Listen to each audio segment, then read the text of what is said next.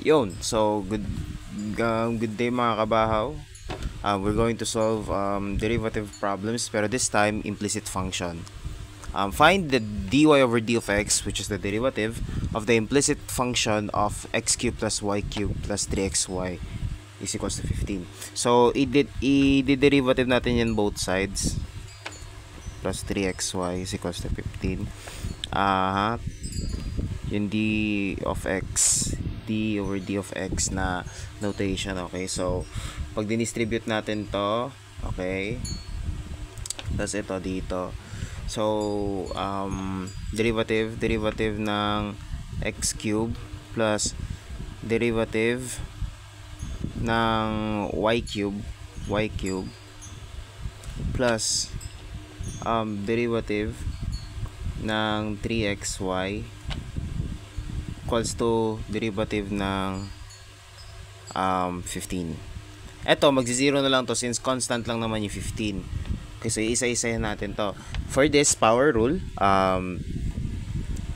wait lang. D with respect to x, the derivative with respect to x of x raised to n is equals to nx n minus 1 pala. Raised to n minus 1 pala. Tapos, product rule din pala. Ayan. U times V. So, U times the derivative ng V natin with respect to x plus V times derivative ng U with respect to x. Okay, so isa-isahin na natin siya. So, ang derivative netong x cubed is 3x squared. Okay, 3x squared. Ito naman, plus 3y squared. Pero since i-derivative natin siya with respect to x, dy over dx na lang yan. Okay. Tapos dito naman, plus 3, labas yung 3. Tapos, product rule yung nasa loob.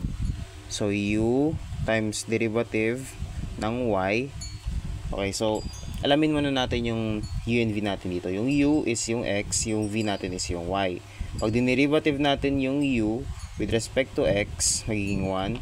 Pag dinerivative natin yung v with respect to x, dy over dx yan. Plus v times 1 is equals to 0. Ayan. So, i-distribute na natin. Itong 3 dito para ma-simplify. So, ayan. Tsaka ayan. So, bale, ang matitira sa atin is 3x squared plus 3y squared times yung derivative notation, dy over dx, plus 3x dy over dx plus 3y ayan, is equals to 0. So, lahat ng, sa lahat ng walang derivative sign or walang dy over dx sa sign, ililipat natin sa kabila.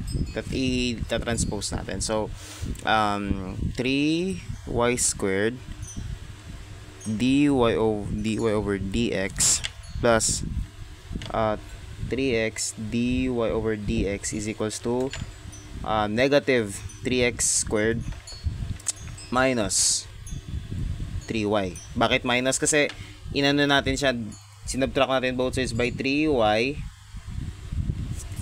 Same lang din dito, sinubtract natin siya by 3x squared. 3x squared. So, magka-cancel to.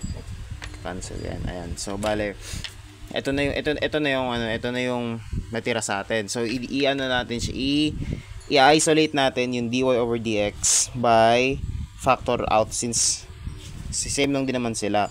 So, 3y squared plus 3x is equals to negative 3x squared minus 3y. So, divide na natin both sides by 3y squared plus 3x. 3y squared plus 3x.